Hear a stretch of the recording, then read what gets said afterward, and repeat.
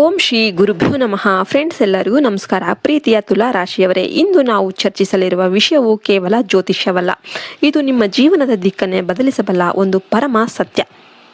March 2026ರ ಈ ಕೊನೆಯ ದಿನಗಳಲ್ಲಿ ಪ್ರಕೃತಿಯಲ್ಲಿ ಅತಿ ದೊಡ್ಡ ಬದಲಾವಣೆಗಳು ಸಂಭವಿಸ್ತಾ ಇವೆ. ನೀವೆಲ್ಲರೂ ಗಾಢ ನಿದ್ರೆಯಲ್ಲಿರಬೇಕಾದ್ರೆ ಇಡೀ ಜಗತ್ತೇ ಮೌನವಾಗಿರುವಾಗ, ಅಂದರೆ ಸರಿಯಾಗಿ ರಾತ್ರಿ 3 ಗಂಟೆಯ ಸಮಯದಲ್ಲಿ ನಿಮ್ಮ ಮನೆಯೊಳಗೆ ಒಂದು ಮಹಾನ್ ಶಕ್ತಿ ಪ್ರವೇಶಿಸುತ್ತಿದೆ ಎನ್ನುವ ಸತ್ಯ ನಿಮಗೆ ಗೊತ್ತಾ? ಹೌದು, ಇದು ನಿಮ್ಮ ಕುಲದೇವತೆಯ ಸಂಕೇತ. ಆ ತಾಯಿ ನಿಮ್ಮ ಮನೆಗೆ ಬರ್ತಾ ಇದ್ದಾರೆ, ನಿಮ್ಮ ಕಷ್ಟಗಳನ್ನು ನೋಡ್ತಾ ಇದ್ದಾರೆ.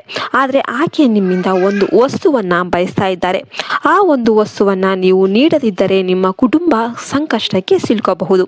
ಅದೇ ನಿಮ್ಮ ಭಕ್ತಿಯಿಂದ ಆಕೆಯನ್ನ ನೀವು ಸ್ವಾಗತಿಸಿದ್ದಾದ್ರೆ ನಿಮ್ಮ ಬಡತನ, ರೋಗ ಮತ್ತು ಶತ್ರು ಬಾಧೆಗಳು ಕ್ಷಣಾರ್ಧದಲ್ಲಿ ಬೂದಿಯಾಗಲಿವೆ. ತುಲಾ ರಾಶಿಯವರೇ, ಈ ವಿಡಿಯೋವನ್ನ ಅಪ್ಪಿತಪ್ಪಿಯೂ ಸ್ಕಿಪ್ ಮಾಡಬೇಡಿ. ಇದು ನಿಮ್ಮ ಜೀವನದ ಅತಿ ದೊಡ್ಡ ತಿರುವು. ತುಲಾ ರಾಶಿಯವರ ಪ್ರಸ್ತುತ ಸ್ಥಿತಿ ಮತ್ತು ಕಣ್ಣಿಗೆ ಕಾಣದ ಶತ್ರುಗಳು. ಈ ವಿಡಿಯೋಗೆ ಒಂದು ಲೈಕ್ ಕೊಟ್ಟು ನಿಮ್ಮ ಕುಲದೇವತೆಯ ಹೆಸರನ್ನ ಬರೀರಿ.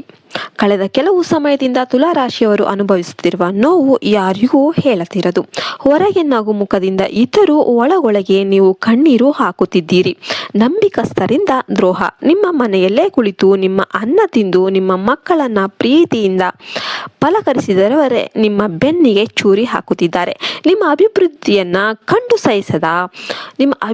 ಕಂಡು ಸಹಿಸದ ಎಷ್ಟೋ ನಿಮ್ಮ ಆಪ್ತರು ನಿಮ್ಮ ಮೇಲೆ ತಂತ್ರ ಮಂತ್ರಗಳ ಪ್ರಯೋಗ ಮಾಡುತ್ತಿರಬಹುದು.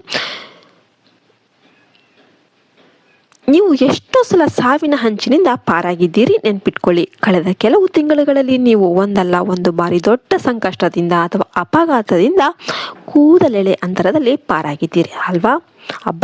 ದೇವರು ಕಾಪಾಡಿದ ಎಂದು ನೀವು ಅಂದುಕೊಂಡಿದ್ದೀರಿ. ಆ ಸಮಯದಲ್ಲಿ ನಿಮ್ಮನ್ನು ಕಾಪಾಡಿದ್ದು ನೀವು ಮರೆತಿರುವ ನಿಮ್ಮ ಕುಲದೇವತೆ. ನೀವು ಎಷ್ಟೇ ದುಡಿದ್ರೂ ಹಣ ಕೈಯಲ್ಲಿ ಉಳಿತಾ ಇಲ್ಲ. 99% ಪೂರ್ಣಗೊಂಡ ಕೆಲಸಗಳು ಕೊನೆಯ ಒಂದು ಕ್ಷಣದಲ್ಲಿ ಕೈ ತಪ್ತಾ ಇವೆ. ಇವೆಲ್ಲವೂ ಕೇವಲ ಆಕಸ್ಮಿಕವಲ್ಲ, ನಿಮ್ಮ ಅದೃಶ್ಯ ಶತ್ರುಗಳ ಪಿತೂರಿ. ಇನ್ನು ರಾತ್ರಿ 3 ಗಂಟೆಯ ರಹಸ್ಯ ಮತ್ತು ಕುಲದೇವತೆಯ ಆಗಮನ. ಆಧ್ಯಾತ್ಮಿಕವಾಗಿ ರಾತ್ರಿ 2ರಿಂದ ಬೆಳಗಿನ ಜಾವ 5 ಗಂಟೆಯ ಸಮಯವನ್ನ ಬ್ರಹ್ಮ ಮುಹೂರ್ತ ಅಂತ ಕರೆಯಲಾಗುತ್ತೆ. ಈ ಸಮಯದಲ್ಲಿ ನಿಮ್ಮ ಮನೆಗೆ ಬರುವ ಆ ಶಕ್ತಿ ಯಾರು? ದೇವರ ಸಂಕೇತ. ನಿಮಗೆ ರಾತ್ರಿ 3 ಗಂಟೆಗೆ ಆಕಸ್ಮಿಕವಾಗಿ ಎಚ್ಚರ ಆಗ್ತಾ ಇದೆಯಾ?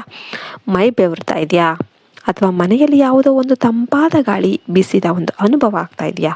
ಇದು ನಿಮ್ಮ ಕುಲದೇವತೆ ನಿಮ್ಮ ಮನೆಯೊಳಗೆ ಓಡಾಡುತ್ತಿರುವ ಸಂಕೇತ. ಅಮ್ಮ ಯಾಕೆ ಬರ್ತಾ ಇದ್ದಾರೆ? ನಿಮ್ಮ ಮನೆಗೆ ಅಂಟಿಕೊಂಡಿರುವ ದಾರಿದ್ರ್ಯವನ್ನು ಹೋಗಲಾಡಿಸಲು ಮತ್ತು ನಿಮ್ಮ ಶತ್ರುಗಳು ಮಾಡಿರುವ ಕೆಟ್ಟ ಪ್ರಯೋಗಗಳನ್ನು ಭಸ್ಮ ಮಾಡಲು ಆ ತಾಯಿ ಬರ್ತಾ ಇದ್ದಾರೆ. ಆ ತಾಯಿ ನಿಮ್ಮ ಮೇಲೆ ಸ್ವಲ್ಪ ಬೇಸರಗೊಂಡಿದ್ದಾರೆ. ಯಾಕೆಂದ್ರೆ ನೀವು ಆಕೆಯನ್ನ ಮರೆತಿದ್ದೀರಿ. ಮನೆಯ ಮೂಲೆಯಲ್ಲಿರುವ ಫೋಟೋಗೆ ಹೂ ಹಾಕುವುದಷ್ಟೇ ಭಕ್ತಿಯಲ್ಲ, ಆಕೆಯನ್ನು ಮನಸ್ಫೂರ್ತಿಯಾಗಿ ಕರೆಯುವುದೇ ನಿಜವಾದ ಪೂಜೆ. ಚೈತ್ರ ನವರಾತ್ರಿಯ ಮಹತ್ವ ಮತ್ತು 6 ಪ್ರಮುಖ ಬದಲಾವಣೆಗಳು. ಮಾರ್ಚ್ ಕೊನೆಯಲ್ಲಿ ಬರುವ ಚೈತ್ರ ನವರಾತ್ರಿಯು ತುಲಾ ರಾಶಿಯವರಿಗೆ ರಾಜಯೋಗವನ್ನ ತರಲಿದೆ. ಈ ಸಮಯದಲ್ಲಿ ನಿಮ್ಮ ಜೀವನದಲ್ಲಿ 6 ಅತಿದೊಡ್ಡ ಬದಲಾವಣೆಗಳು ಸಂಭವಿಸಲಿವೆ. ಆರ್ಥಿಕ ಕ್ರಾಂತಿ. ವರ್ಷಗಳಿಂದ ಬಾರದಿದ್ದ ಹಣ ಅನಿರೀಕ್ಷಿತವಾಗಿ ನಿಮ್ಮ ಕೈ ಸೇರುತ್ತೆ. ಸಾಲದ ಸುಳಿಗೆ ಸಿಲುಕಿದವರಿಗೆ ಹೊರಬರುವ ಹಾದಿ ಸುಗಮವಾಗಲಿದೆ. ಶತ್ರುಗಳ ಪತನ. ನಿಮ್ಮ ಮೇಲೆ ವಾಮಾಚಾರ ಅಥವಾ ಕೆಟ್ಟ ದೃಷ್ಟಿ ಹಾಕಿದವರು ತಾವೇ ಮಾಡಿದ ಗುಂಡಿಗೆ ತಾವೇ ಬೀಳಲಿದ್ದಾರೆ. ಅವರು ನಿಮ್ಮ ಮನೆ ಬಾಗಿಲಿಗೆ ಬಂದು ಕ್ಷಮೆ ಕೇಳುವ ಕಾಲ ಹತ್ತಿರದಲ್ಲಿದೆ. ಸ್ಥಗಿತಗೊಂಡ ಕೆಲಸಗಳ ಪೂರ್ಣ. 5 ವರ್ಷಗಳಿಂದ ನಡೆಯುವ ಕೋರ್ಟ್ ಕೇಸ್ಗಳು ಅಥವಾ ಭೂಮಿ ವಿವಾದಗಳು ಕೇವಲ 5 ದಿನಗಳಲ್ಲಿ ನಿಮ್ಮ ಪರವಾಗಿ ತೀರ್ಪು ಬರಲಿವೆ. ಆರೋಗ್ಯದಲ್ಲಿ ಸುಧಾರಣೆ. ನಿಮ್ಮ ಮನೆಯಲ್ಲಿರುವ ನಕಾರಾತ್ಮಕ ಶಕ್ತಿಗಳು ಹೊರ ಹೋಗುವಾಗ ಕುಟುಂಬದ ಸದಸ್ಯರಿಗೆ ಸಣ್ಣ ಜ್ವರ ಅಥವಾ ಮೈಕೈ ನೋವು ಬರಬಹುದು. ಹೆದರಬೇಡಿ, ಇದು ಶುದ್ಧೀಕರಣ ಪ್ರಕ್ರಿಯೆ. ಗೌರವ ಪ್ರಾಪ್ತಿ. ಸಮಾಜದಲ್ಲಿ ನಿಮ್ಮನ್ನು ಕಡೆಗಣಿಸಿದವರು ಈಗ ನಿಮ್ಮ ಸಲಹೆಗಾಗಿ ಕಾಯ್ತಾರೆ. ನಿಮ್ಮ ಮಾತಿಗೆ ಬೆಲೆ ಸಿಗಲಿದೆ. ದೈವಿಕ ಅನುಭೂತಿ. ನಿಮ್ಮ ಮನೆಯಲ್ಲಿ ಧೂಪ ಅಥವಾ ಹೂ ಇಲ್ಲದಿದ್ದರೂ ಚಂದನದ ಸುಗಂಧ ಬರ್ತಾ ಇದೆ. ಇದು ನವದುರ್ಗೆಯರು ನಿಮ್ಮ ಮನೆಯನ್ನು ತಮ್ಮ ನಿವಾಸವಾಗಿ ಮಾಡಿಕೊಂಡಿದ್ದಾರೆ ಎಂಬುದಕ್ಕೆ ಸಾಕ್ಷಿ. ಇನ್ನು ಅಖಂಡ ಜ್ಯೋತಿಯ ಪರಮ ರಹಸ್ಯ.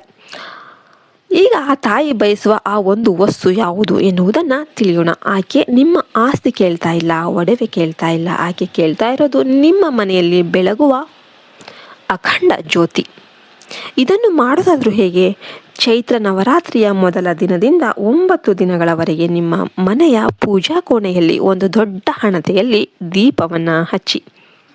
ಆ ದೀಪವು ರಾತ್ರಿ ಇಡೀ ಆರಿ ಹೋಗದಂತೆ ನೋಡಿಕೊಳ್ಳಿ. ಎಣ್ಣೆ ಅಥವಾ ತುಪ್ಪವನ್ನು ಸಮೃದ್ಧವಾಗಿ ಹಾಕಿ.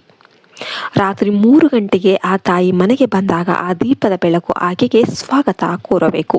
ಆ ಬೆಳಕಿನ ಶಾಖಕ್ಕೆ ನಿಮ್ಮ ಮನೆಯಲ್ಲಿರುವ ಸಕಲ ದಾರಿದ್ರ್ಯಗಳು ಸುಟ್ಟು ಹೋಗುತ್ತೆ. ಎಚ್ಚರಿಕೆ: ಅಖಂಡ ಜ್ಯೋತಿ ಹಚ್ಚುವಾಗ ಸುರಕ್ಷತೆ ಬಹಳ ಮುಖ್ಯ. ದೀಪದ ಸುತ್ತ ಕರ್ಟನ್ ಅಥವಾ ಬಟ್ಟೆಗಳು ಇರಬಾರದು. ಗಾಜಿನ ಕವರ್ ಅಥವಾ ಜಾಲರಿಯನ್ನು ಬಳಸಿ. ಮನೆಯ ಭದ್ರತೆ ಕೂಡ ದೇವರ ಸೇವೆಯೇ ಆಗಿರುತ್ತೆ. ಇನ್ನು ನಿಮ್ಮ ಕನಸಿನ ಸಂಕೇತಗಳು ಮತ್ತು ಪರಿಹಾರಗಳು. ನಿಮಗೆ ಬೀಳುವ ಕನಸುಗಳು ನಿಮ್ಮ ಭವಿಷ್ಯವನ್ನು ಹೇಳುತ್ತೆ. ಶುಭ ಕನಸು: ಹಸು, ಎಳೆಯ ಹೆಣ್ಣು ಮಗು, ಕೆಂಪು ಸೀರೆ ತೊಟ್ಟ ಮುತ್ತೈದೆ ಅಥವಾ ದೇವಸ್ಥಾನ ಕನಸಿನಲ್ಲಿ ಬಂದಿದ್ದೆ ಆದರೆ ನಿಮ್ಮ ಅದೃಷ್ಟದ ಬಾಗಿಲು ತೆರೆದಿದೆ ಎಂದೇನೆ ಅರ್ಥ. ಅಶುಭ ಕನಸು: ಹಾವು ಕಚ್ಚೋದು, ಕಪ್ಪು ಆಕೃತಿ ಅಥವಾ ಹಳ್ಳಕ್ಕೆ ಬೀಳುವ ಕನಸು ಬಂದರೆ ನಿಮ್ಮ ಮೇಲೆ ದೃಷ್ಟಿದೋಷವಿದೆ ಅಂತ ಅರ್ಥ. ಇನ್ನು ಇದಕ್ಕೆಲ್ಲ ಪರಿಹಾರ ಏನು? ಅಂತಹ ಸಂದರ್ಭದಲ್ಲಿ ರಾತ್ರಿ ಮಲಗುವ ಮುನ್ನ ದಿಂಬಿನ ಕೆಳಗೆ ಒಂದು ಸಣ್ಣ ಕಬ್ಬಿಣದ ತುಂಡು ಅಥವಾ ಚಾಕುವನ್ನು ಇಟ್ಕೊಳ್ಳಿ. ಪ್ರತಿ ಶನಿವಾರ ಹನುಮಂತನಿಗೆ ಸಾಸಿವೆ ಎಣ್ಣದ ದೀಪ ಹಚ್ಚಿ.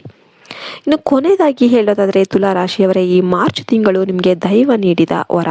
ನಂಬಿಕೆ ಮತ್ತು ಭಕ್ತಿಯಿಂದ ಅಖಂಡ ಜ್ಯೋತಿಯನ್ನು ಬೆಳಗಿ ಯಾರೊಂದಿಗೂ ಜಗಳವಾಡಬೇಡಿ. ಮನೆಯನ್ನು ಸ್ವಚ್ಛವಾಗಿಡಿ. ನೀವು ಭಕ್ತಿಯಿಂದ ಒಂದು ಹೆಜ್ಜೆ ಇಟ್ಟರೆ ಆ ಕುಲದೇವತೆ ನಿಮ್ಮನ್ನು ಕಾಪಾಡಲು 10 ಹೆಜ್ಜೆ ಮುಂದೆ ಬರ್ತಾಳೆ. ಈ ಮಾಹಿತಿ ನಿಮ್ಮ ಜೀವನಕ್ಕೆ ಬೆಳಕು ನೀಡಲಿ ಎಂದು ನಾನು ಪ್ರಾರ್ಥಿಸುತ್ತೇನೆ. ಈ ವಿಡಿಯೋ ನಿಮಗೆ ಉಪಯುಕ್ತ ಆಯಿತು ಅನಿಸಿದರೆ ವಿಡಿಯೋಗೆ ಒಂದು ಲೈಕ್ ಕೊಟ್ಟು ಜೈ ಅಮ್ಮ ಅಂತ ಬರೀರಿ. ಜೈ ಹಿಂದ್, ಜೈ ಭಾರತ್ ಮಾತೆ, ಹರಿ ಓಂ ತತ್ಸತ್, ಸರ್ವೇ ಜನೋ ಸುಖಿನೋ ಭವಂತು.